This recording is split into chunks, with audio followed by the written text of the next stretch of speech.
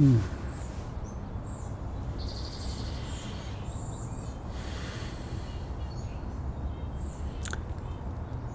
morning, dear friends.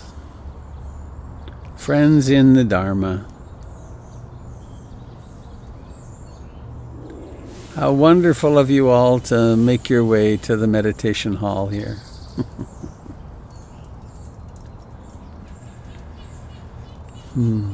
June 19th, 2020. Multnomah County is opening up some today.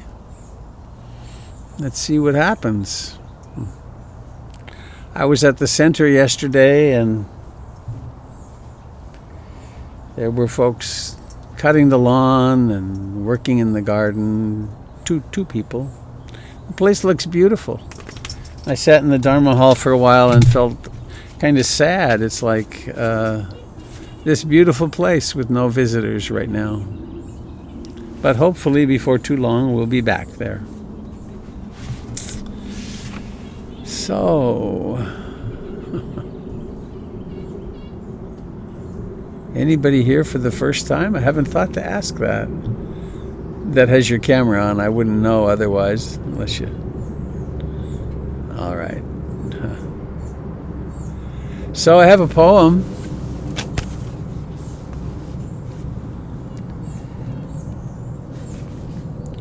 It's from this beautiful little book, The First Free Women. These are not poems that mess around. They're by people, by women who joined the Buddha on his quest and awakened. Vasiti from Vaseta. When a child dies, everyone grieves. But a mother's grief is different. Not more real or more important, just different. I can talk about it like this now. Back then I just wandered from place to place. I don't know if I ate. I don't know if I slept. From the bottom of that darkness I heard a voice. It was just a whisper. So I leaned towards it and became a bucket pulled slowly up from the bottom of a well. In the same way, I called out to my grief and drew it towards me. I held my grief and gently rocked it. Shh, I said, there, there, there, there. People sometimes ask, wasn't it painful? Weren't you afraid? Yes, it was painful. So is giving birth. Oh, my heart, you mustn't fear the pain.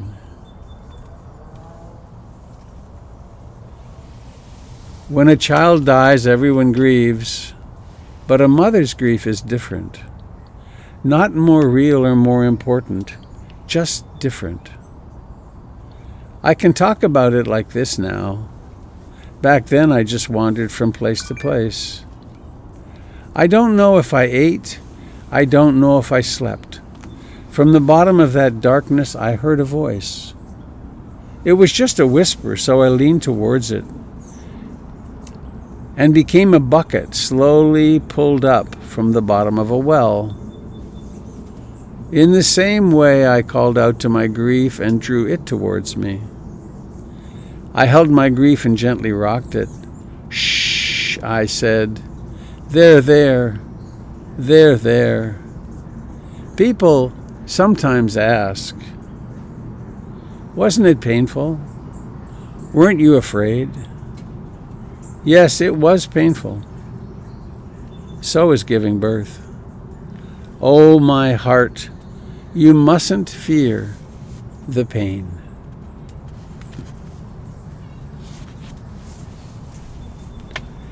So one of the threads of our practice, first is stabilize, develop some concentration. build up some ego strength so that we can suppress thoughts, feelings, emotions when we need to. And then the other thread is turn toward the dukkha. Turn toward where it hurts and open our hearts to it so fully that the suffering goes away. And there is some suffering, isn't there, in these lives? I've been discovering. So in what shall we take refuge? What might possibly be a place to take refuge in the midst of a world that is so utterly changing? And what if we pause for a moment to contemplate the words? I take refuge in the Buddha. There's an inspiring story about a person who lived 2,600 years ago. But he's long gone.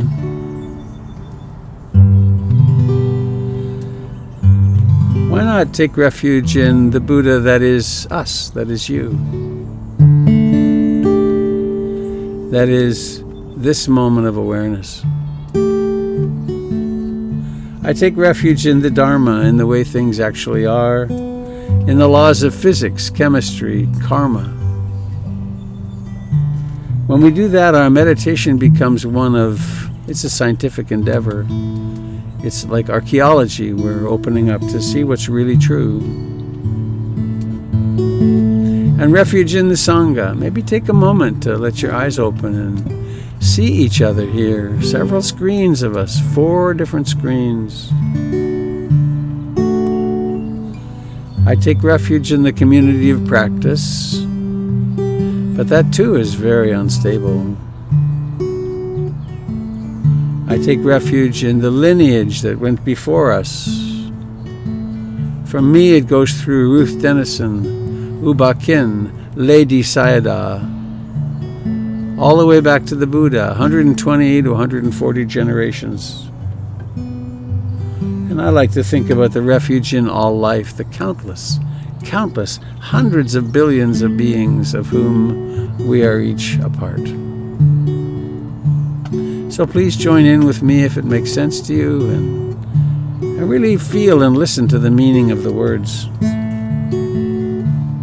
I take refuge in the Buddha, the one who shows me the way in this life.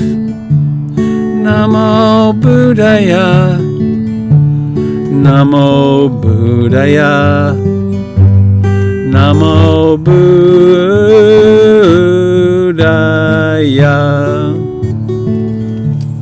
I take refuge in the Dharma, the way of understanding and love.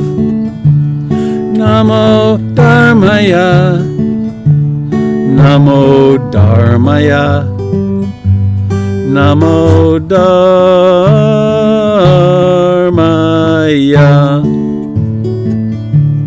I take refuge in the Sangha, the community of mindful harmony. Namo Sanghaya, Namo Sanghaya, Namo Sanghaya.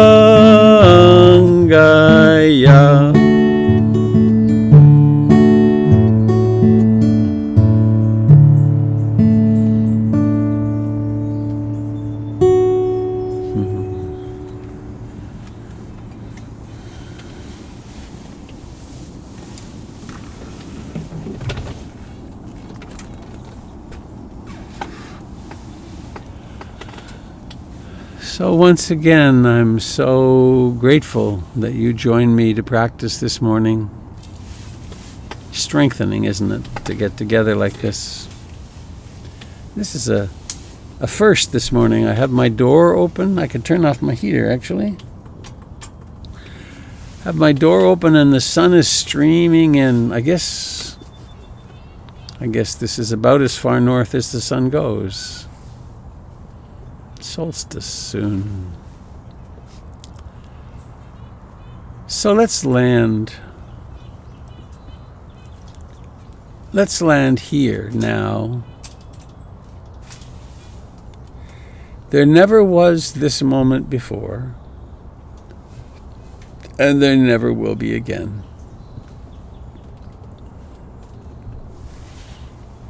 There's just this. And what does this consist of? There are sensations in the body. Why not embrace the fact of a body?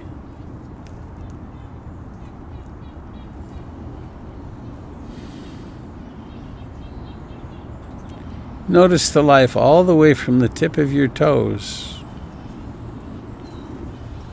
through the legs and the pelvis, the abdomen and chest, the sacrum and the back, the fingers and thumbs and hands and forearms and upper arms and shoulders.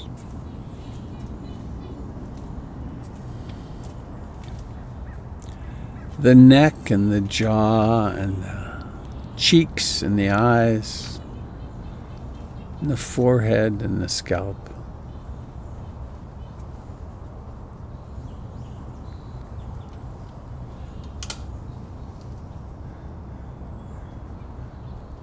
Letting go of the anatomy that you've learned and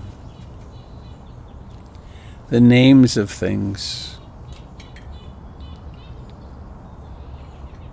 and simply coming into contact with the life of the body.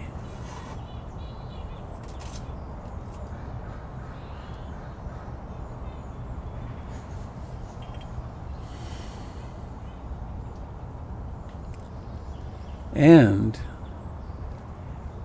most mysteriously, it breathes.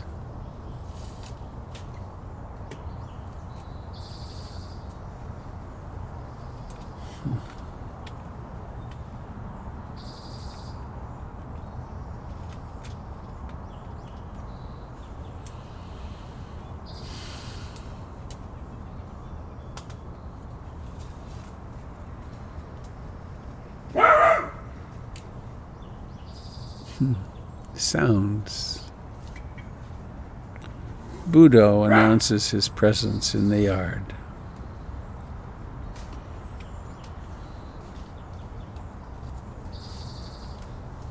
And just like everything else, the sound comes and then disappears.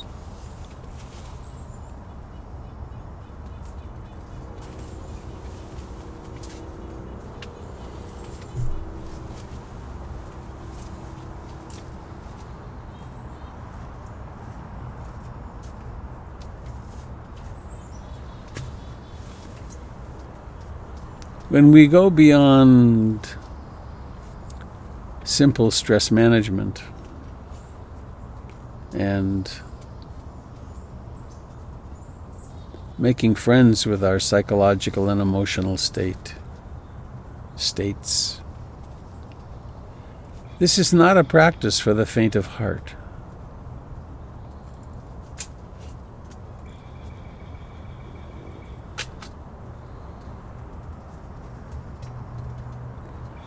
Because we get beneath or before our fantasies, dreams, hallucinations, imaginations of what life is, and encounter it in its radical impermanence.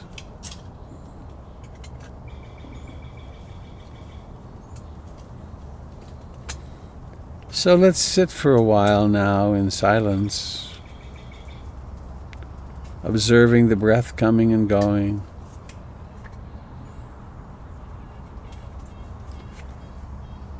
Noticing thoughts coming and going, sounds.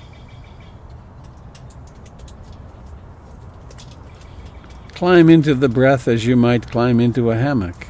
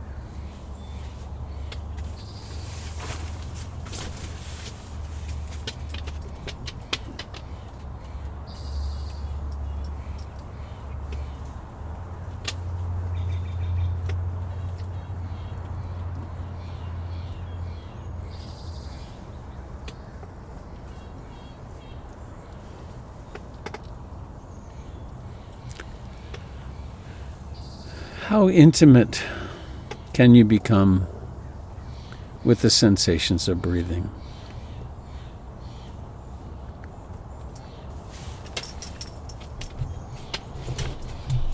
Can you notice as the breath births itself, as it comes out of no thingness?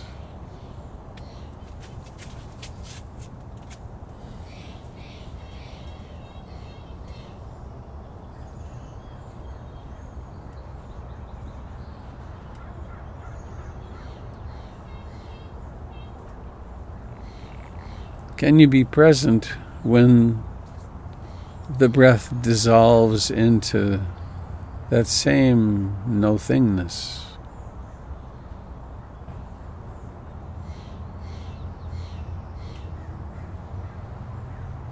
Can you perhaps sense the entire body as life?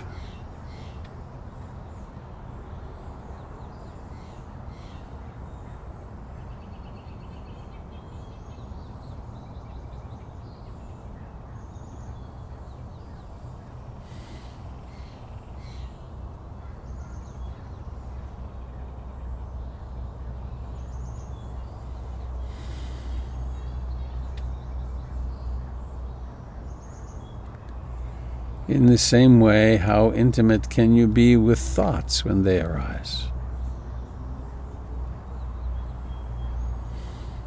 Just awareness and the fact of thinking.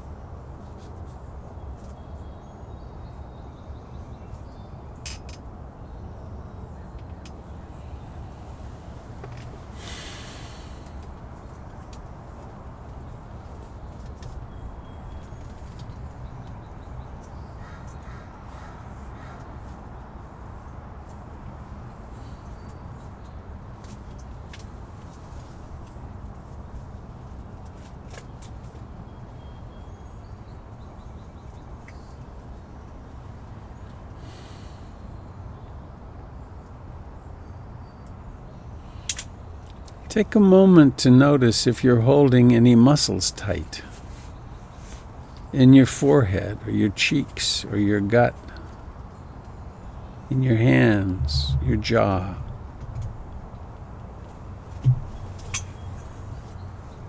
You may be able to just let go of some tightness of that kind.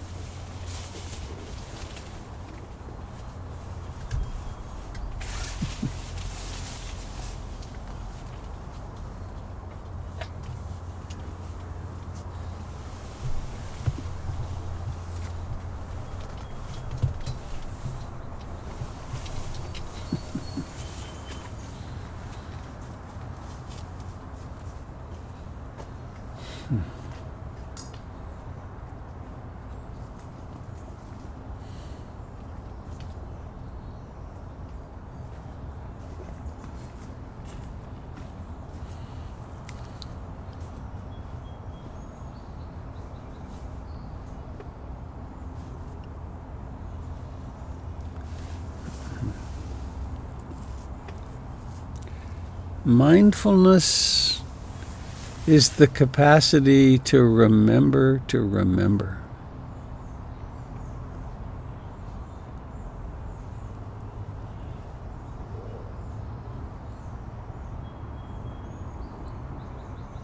And in addition to that, there's the capacity to form intention.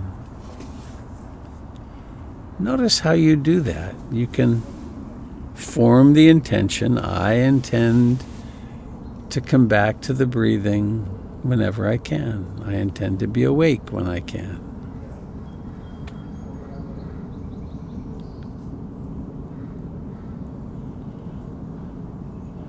What a remarkable skill that is that we have, that we can choose a course.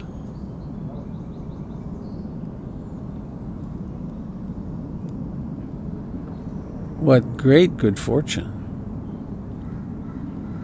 Without that, we'd be doomed to just repeat and repeat.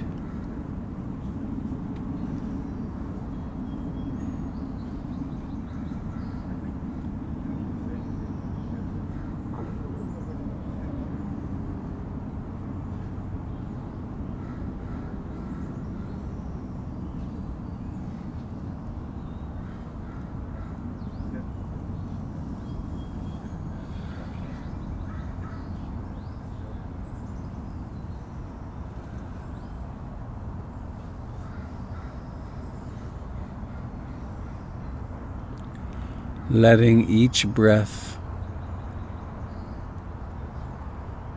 breathe itself.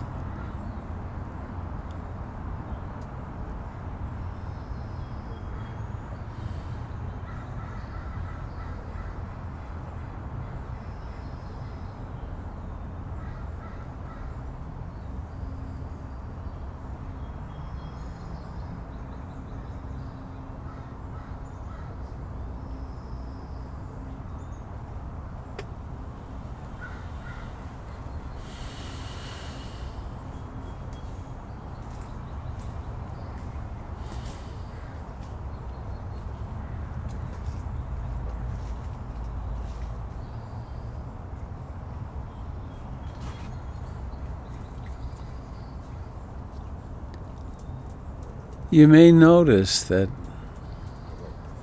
the gap between breaths between one exhalation and the next inhalation gets longer as you become more relaxed.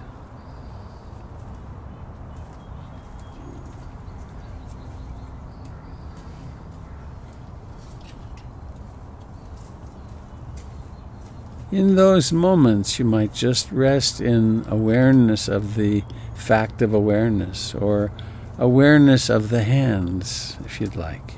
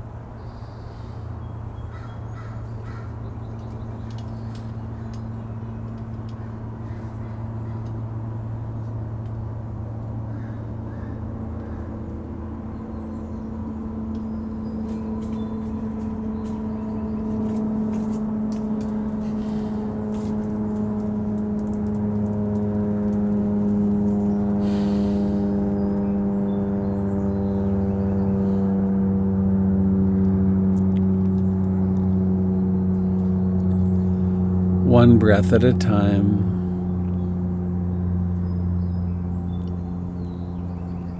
One thought at a time.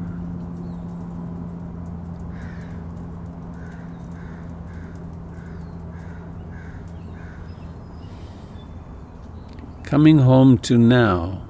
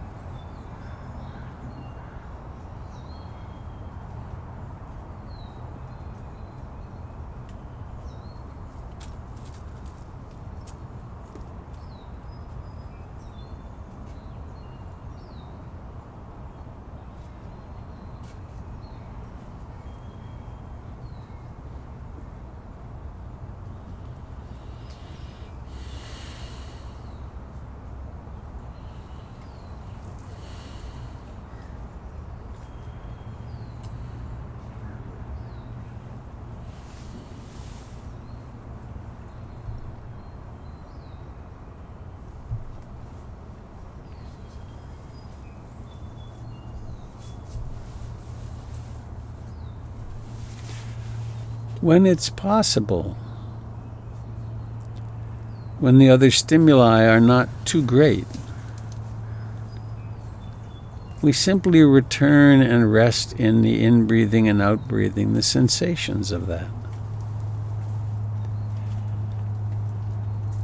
When the other stimuli, experiences of mind and body and emotion, get stronger, they call out strongly for our attention.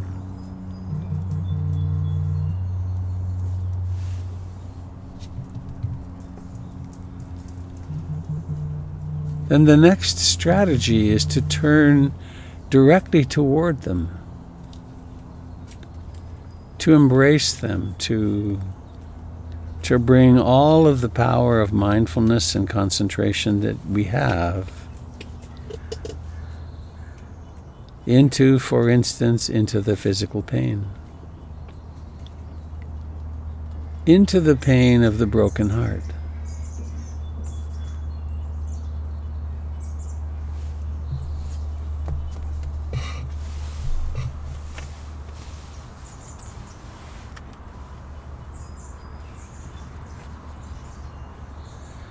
People sometimes ask, wasn't it painful? Weren't you afraid?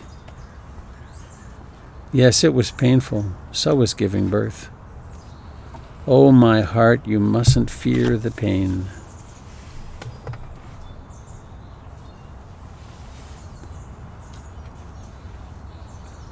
So when there's sadness, when there's grief, when there's anger, when there's fear, also when there's joy and delight,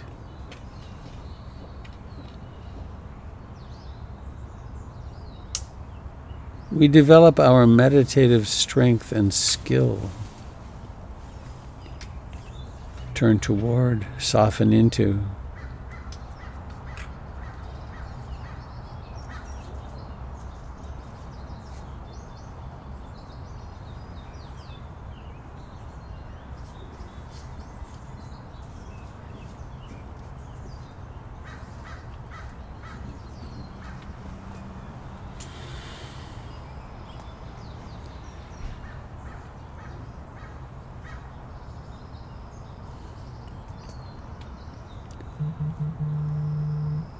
I've had people many times say they couldn't meditate because they were sick.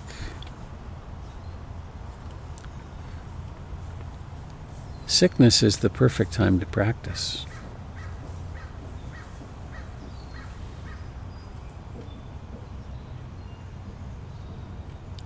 The symptoms of sickness become a secondary object. We open to the reality of them.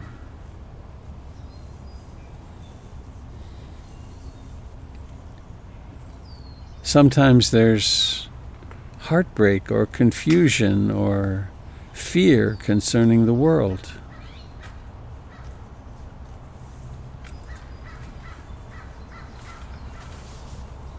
In that case, we turn directly toward the heartbreak, the fear, the confusion. Not in an intellectual, analytic way, but in the way of bare attention and simple presence.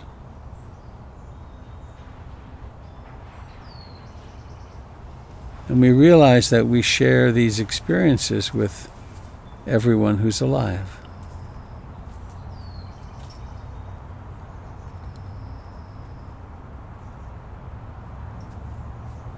And it becomes the practice of compassion.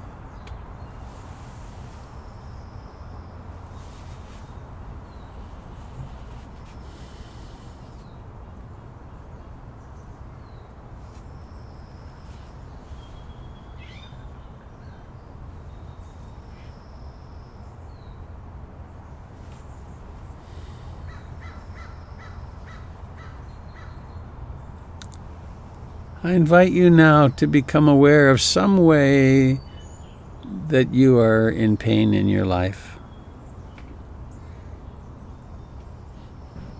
Some physical pain, some illness, some pain of aging,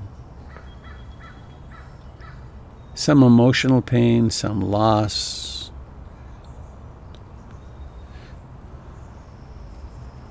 Or perhaps some compulsion, some addiction that you experience and struggle with.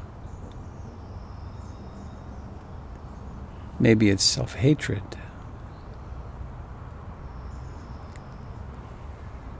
And remember the invocation, I aspire to love and accept myself exactly as I am in this moment.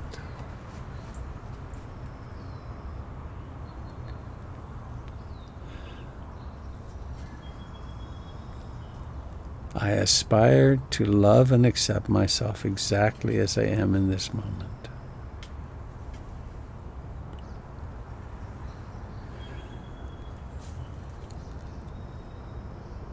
And from the Tibetans,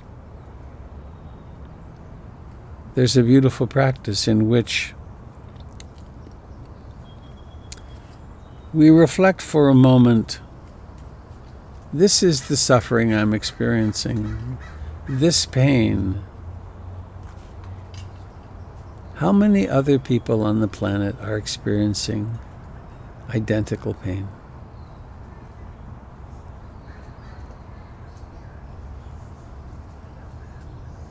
Think of them and imagine that your heart is the heart of the Buddha or Kuan Yin. And that on the in-breath there's a spiral of black smoke that comes from their heart and their suffering and their symptoms into the heart of the Buddha that's in your chest. From all over the world, or maybe just in our city. Include your own suffering in this.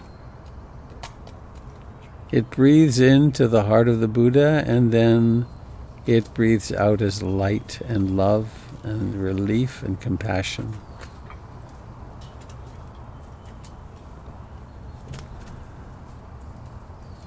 Breathe in your own self-pity and fear, and that of everyone else, into the heart. Become a beacon of love and compassion in the world. Reveal yourself as that.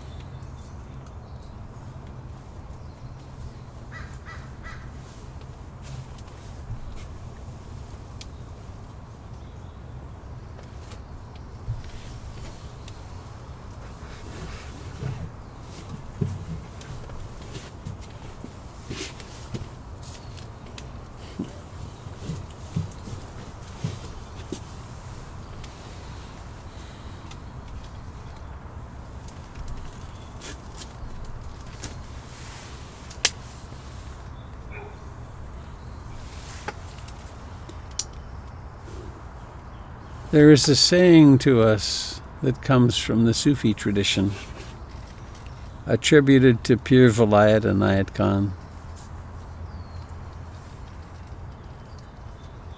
Overcome any bitterness that may have come because you were not up to the magnitude of the pain that was entrusted to you. Like the mother of the world who carries the pain of the world in her heart, each of us is part of her heart and therefore endowed with a certain measure of cosmic pain. You are called upon to meet it in compassion and equanimity instead of self-pity and despair. The secret? Offer your heart as a vehicle to transform cosmic suffering into love.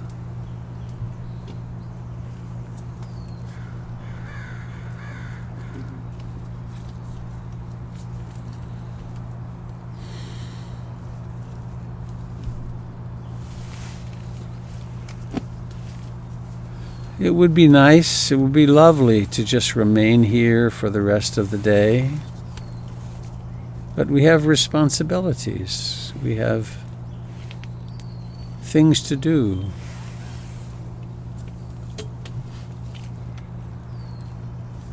So as we come to an end of this time of practice, notice your body, notice how it's sitting.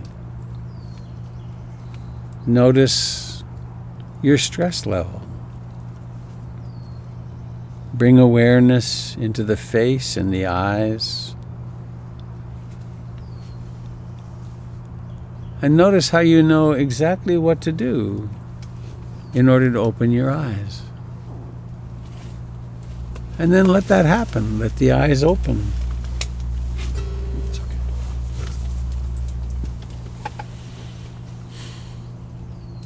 Seeing. The miracle of seeing.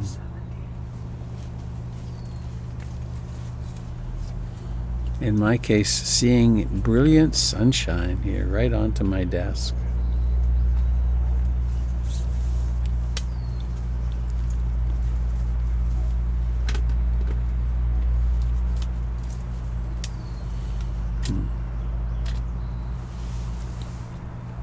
And so I've opened the door here to working more directly with pain.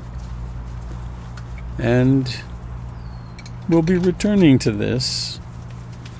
It's so incredibly helpful to know how, when pain arises, physical pain, emotional, psychological, existential, the confusion, how to take that as a meditation object and open into it, and to watch, to notice as the suffering just declines and declines.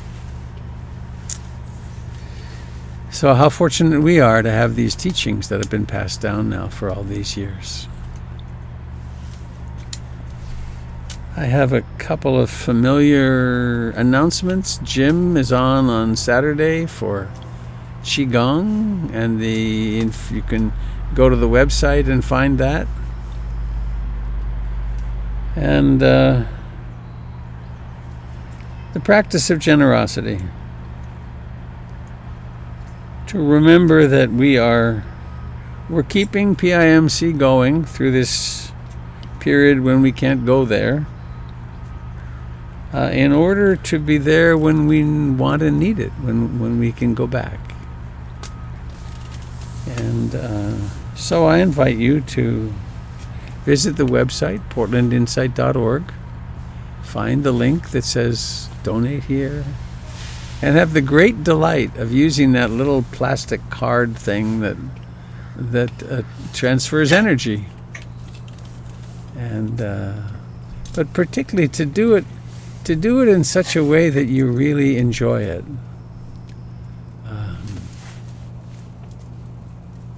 The practice of generosity can get to be more and more and more fun.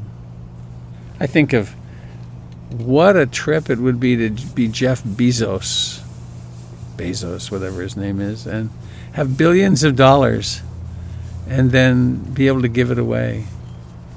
When Ruth Dennison died, I was on her accounts, and I inherited $200,000 that was then legally mine, but wasn't mine. And did I have fun with that?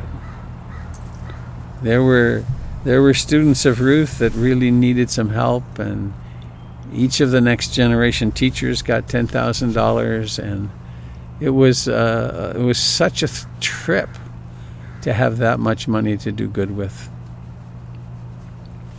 So that's an invitation to participate in PIMC. And Alicia, I saw you. Would you like to do a little thing on the shed project? Out of the tent into the shed? Oh, I think there we go. Good morning, Robert. Good morning, Sangha. Well, I guess I would just invite everyone to extend their practice of Dana not only to PIMC, but to the GoFundMe campaign to create a secure, all-weather broadcasting studio at Robert's home, which will allow Robert to continue these morning gatherings as well as others with greater comfort and ease. So I will post the link to the GoFundMe campaign to chat. If you don't have a link, you can go straight to the GoFundMe website, type PIMC into the search, and you will see our campaign. You know, if you put my name in as well, it really helps. I did a little experiment. Narrows things down. Yep. So thank you all so much for your generosity. We are about 7/10 of the way there, so we're making our way. And it is thanks to all of your generosity. And please, if you're able, do contribute.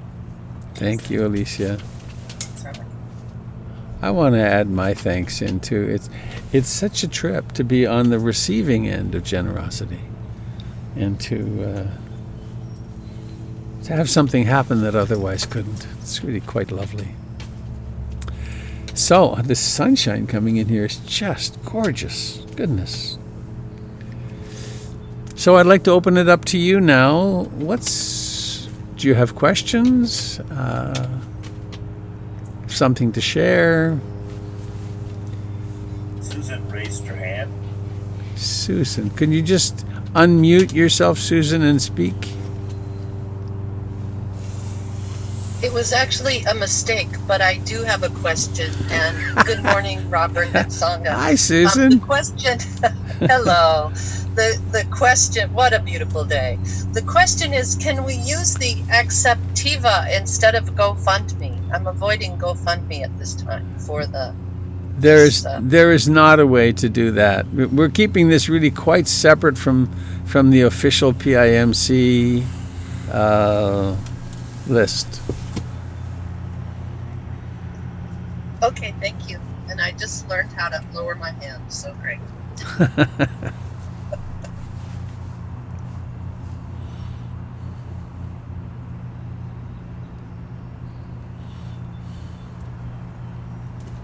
Robert, it's B. Hello, B. Hello, Robert. I just wondered if you would reread the little piece that you read at the very end of our meditation session. Yeah. Thank you. Let me go grab it. It's quite something, isn't it? Hang on here. This poetry. So it's from Pir Vilayat Anayat Khan.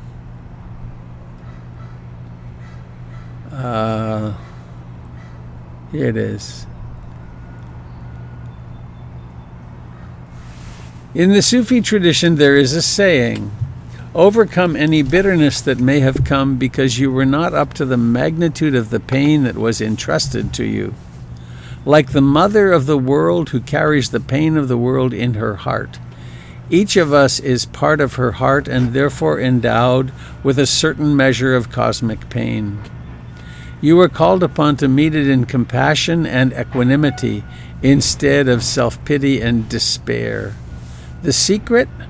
Offer your heart as a vehicle to transform cosmic suffering into love. And I am copying it right now, and I am back in the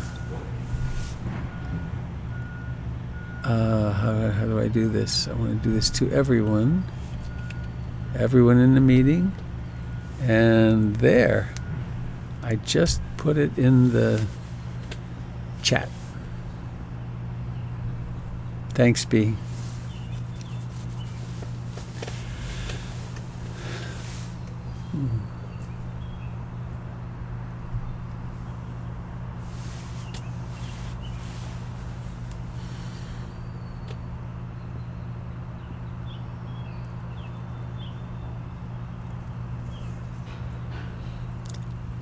I might say again, it's been a long time since I did. In these moments when no one speaks, we could get tense and we could feel pressured, and it's like someone should speak and maybe I should. And the word should, Marshall Rosenberg spoke of that word should is the most violent word in the English language. There's another alternative, which is simply to realize, oh, this is silent. I can be right here in my body and be quite content.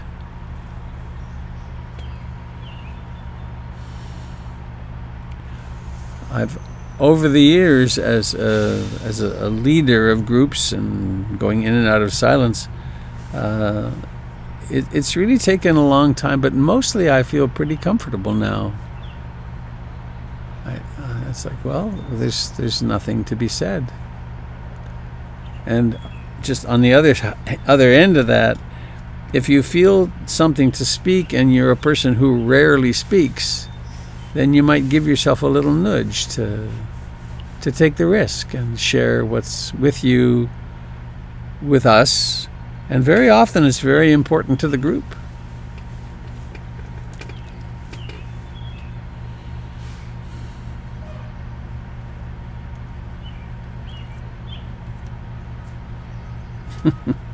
It's not too silent over here. Over to my right, maybe, 200 feet away, maybe less than that, there are really big trucks running their diesel engines and beeping when they back up. And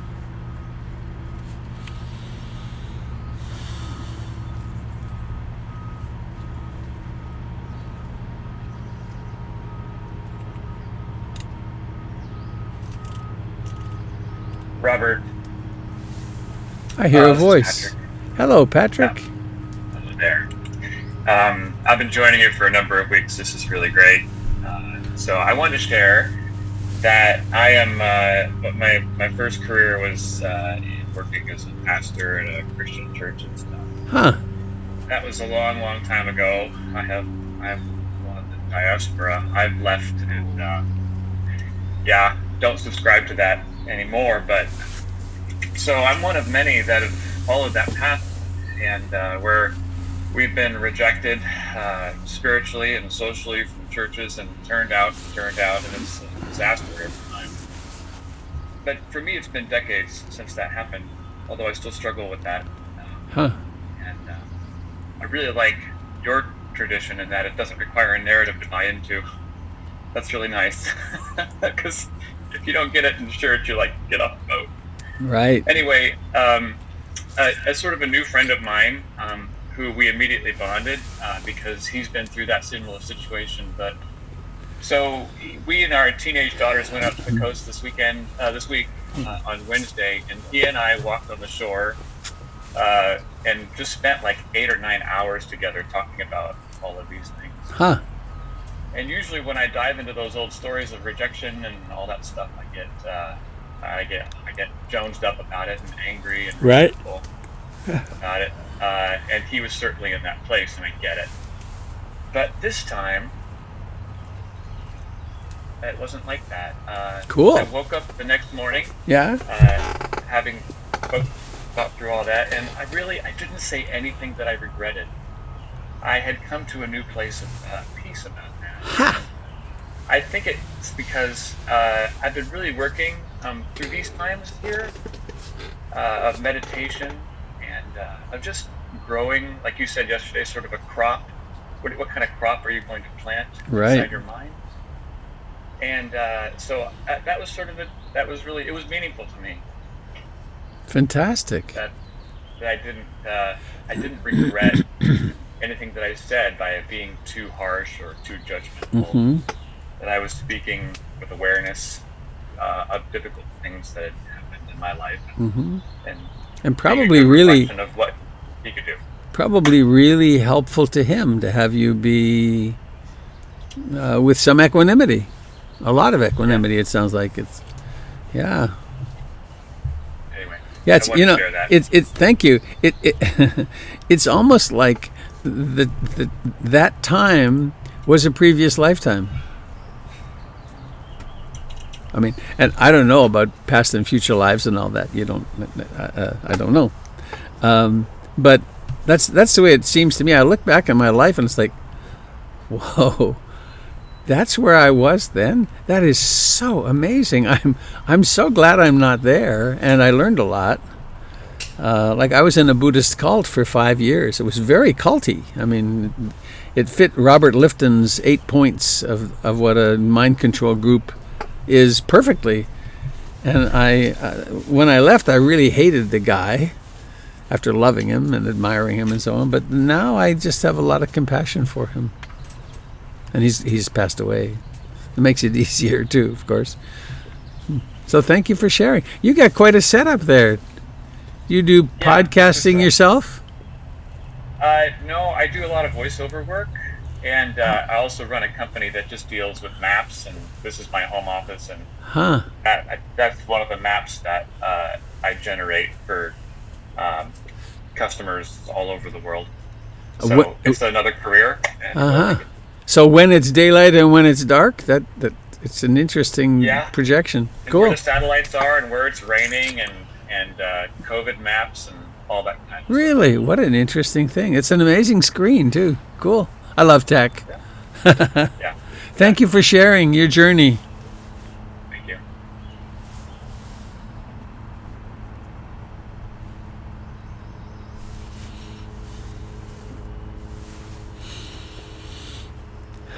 Oh, Margaret, are you raising your hand?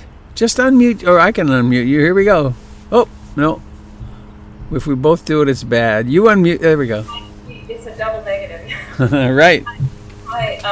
Well, so the image talking, the previous comment was amazing because I'm also, being where I am, I'm facing to, yesterday I had to be with my mother who watches the Catholic news channel and, or, you know, the Mass and the Rosary channel, and then we're putting her things, we're decorating her new room with her things, which includes crucifixes. And I'm pulling these out of the box and just looking at them, and it brings up just so much, you know, really, really horrible feelings for me.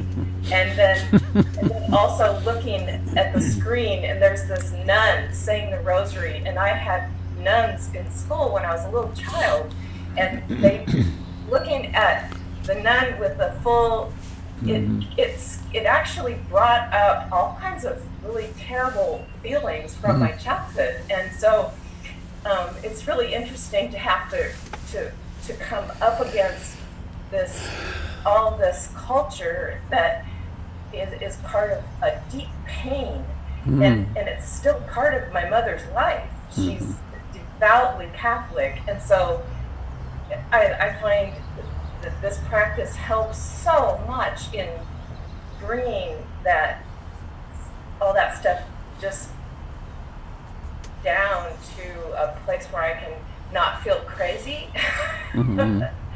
So anything else that you have to say about that? Because I know you also know the Catholic tradition. And Corpus Domini nostrum Estria Christia tanum Dominus vobiscum.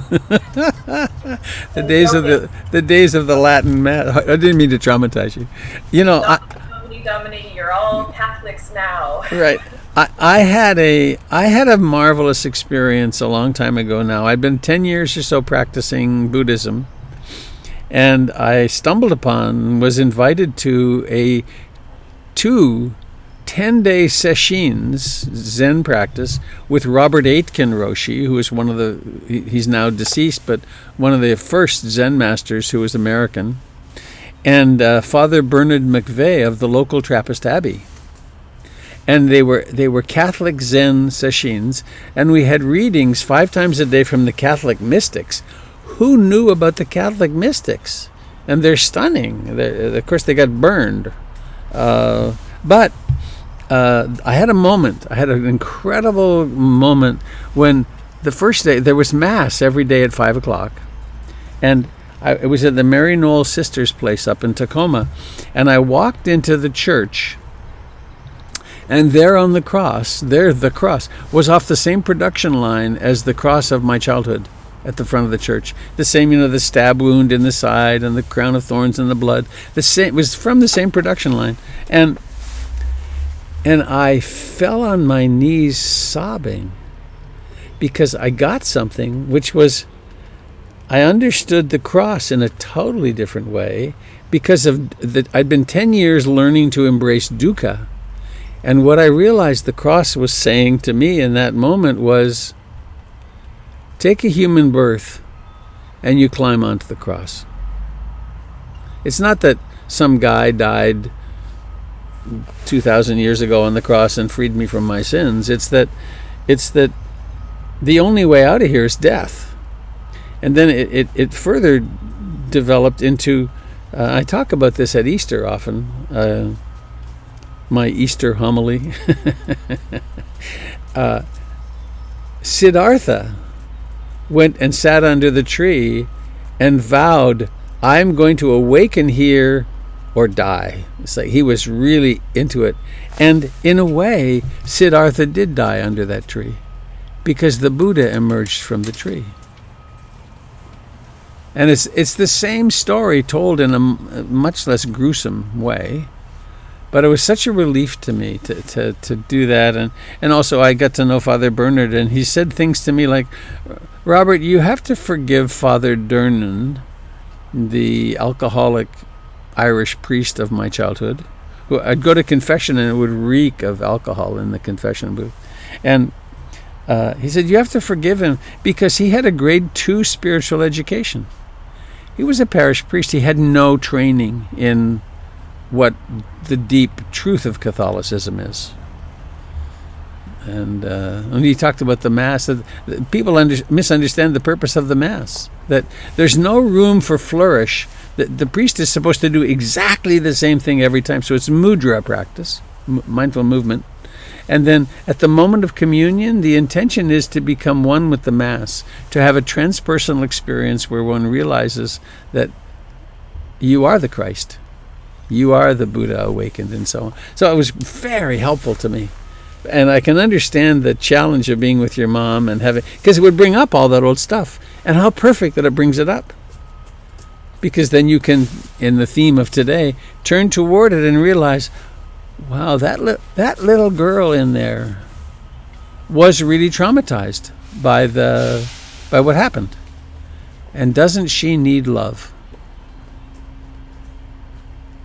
Right? Doesn't she need to be held and cared for? Another, maybe too much to say here, but I was doing whoa, that was loud. I realized doing therapy that I had a trauma at my first communion. And because I didn't believe it was the body and blood of Christ. It just was too, I couldn't get into it.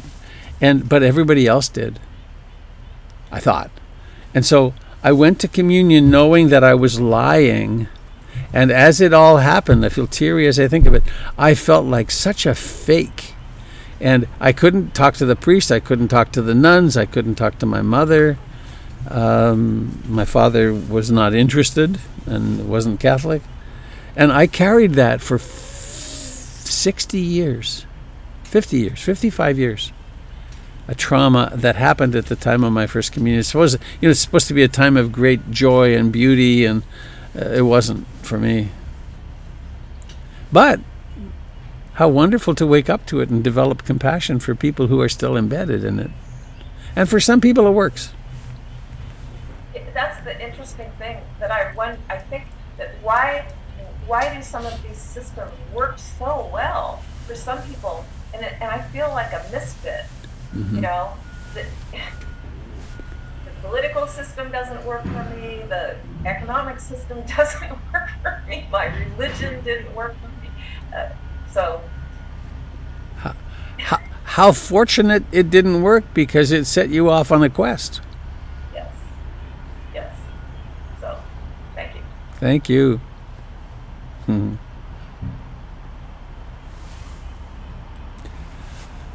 Huh.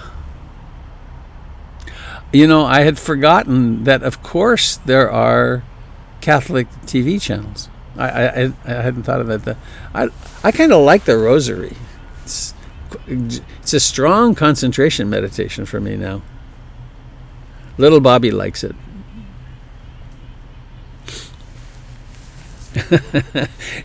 If we weren't being broadcast, I would challenge you now to a Hail Mary race. See which one of us could do it faster.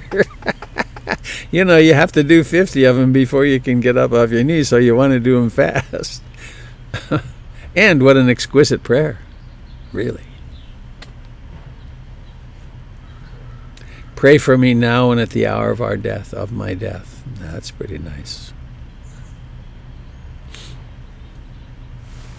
When my mother died, I was sitting with her, and she died of pneumonia, finally. And she was very sick and had been in a nursing home a long time. And I was sitting at her head, holding her head, and I started doing some Buddhist chanting. And then I realized it's just like, this is wrong. And I started doing the Rosary, and that felt really right. Unfortunately, I couldn't do it in French, which was her native language, but that would have been even better. Thanks for sharing that.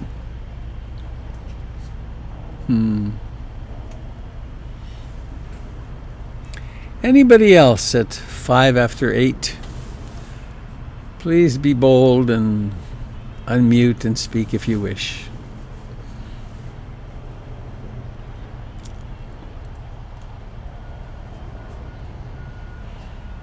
Hello, Robert and Sangha. Tempest, hi. Hello.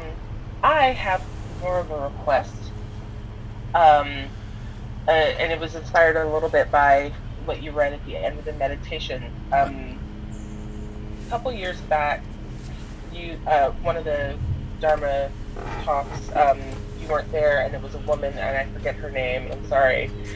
She did a whole Dharma talk about metta meditation, and that was really inspiring because I don't think anybody had ever explained the whole process of metta meditation to me before. And given all the things that are going on and how it feels really hard to want to give metta to all beings when so many beings are out there frustrating us, I wondered if maybe a workshop or a retreat or something focusing specifically on metta, especially because there's that whole aspect of it of first having to give metta to yourself, which also seems to be something that is super needed. So that is my request. Thank you. Good idea. You know, Gary, have you ever tuned in on Gary on Tuesday nights? I have not. You might check Gary out. He's a great metta devotee, and he often does metta on his Tuesday nights. And but good idea. Thank you. Thanks. I will be doing a 6 or 7 hour retreat on the 1st of August with Candle Summers.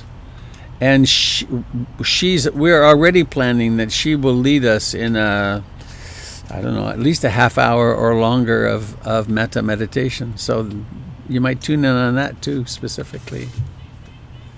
And I have a variety of metta meditations on the website. And if you go there and poke around, you'll find several. Yay, important stuff.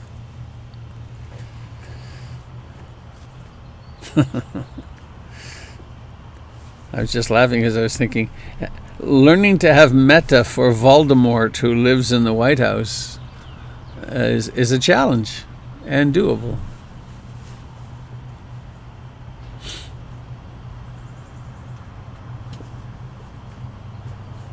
And why wouldn't we, when there's such tragic when there's so much tragedy around that person and so much terrible karmic activity.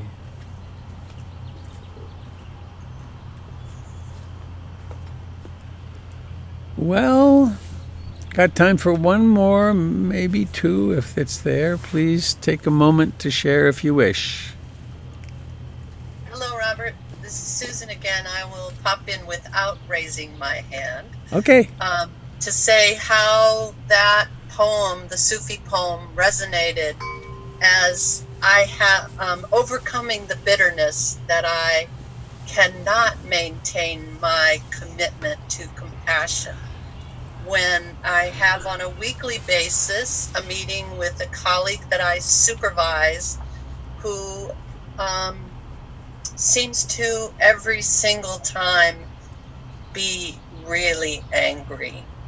And part of the anger I'm realizing is covering up for not meeting deadlines of work that I am there to supervise, making sure gets done. And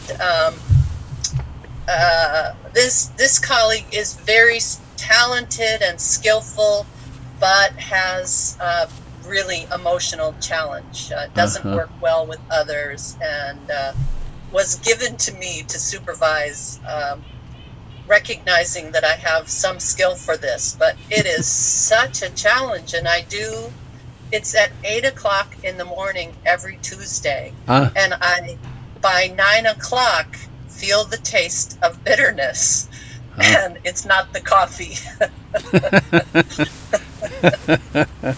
I see.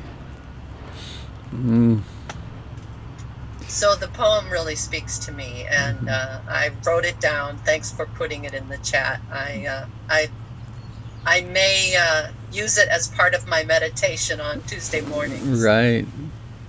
Well, that person is certainly providing you with some useful work. Yes. I mean, Yes. internal work, not just your professional work. Well, I have been realizing recently that this personal work around dealing with angry people is an evolution, and that I used to choose friends because I really liked their way of expressing activism. And there's a couple people that are no longer in my life because they couldn't meet the challenge of not yelling at me when I set my limit, and I had to move on. So I used to be a cardiology nurse, and I used to take care of people who had heart attacks in part because they were angry and impatient. And I was able to stay to maintain equanimity in the face of that. But I've met my match in this one. Well, I wish you strength and equanimity. I'll look forward to further reports. We'll see. Thanks.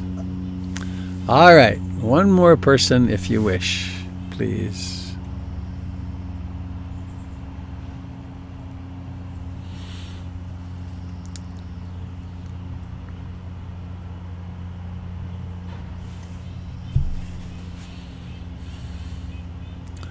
Well, I hope you have a wonderful day. I hope there's space in your day to listen to the birds and to take a few moments for really loving yourself and opening your heart to others. Having great boundaries. So let's sing. Stephanie, where are you? I think I saw you here. Oh, there she is. Here come the boys. So I'm going to unmute. Here we go. May all beings be happy. May all beings be happy. May all beings be happy. Sadhu, sadhu, sadhu. Goodbye all. Wakadoo, wakadoo. Thanks for coming. Bye, everyone. Bye. Everybody have a good Goodbye, day. KB.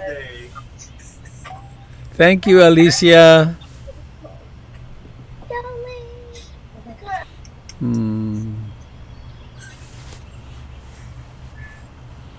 Michael, will you tell Jessica the garden is... Oh, they just left. Ah, well. Thanks for coming, everybody. Bye-bye.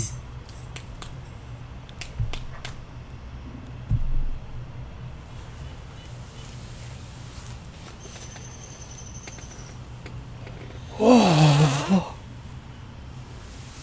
Thank you, dear friends on YouTube and Facebook. I hope you have a wonderful day.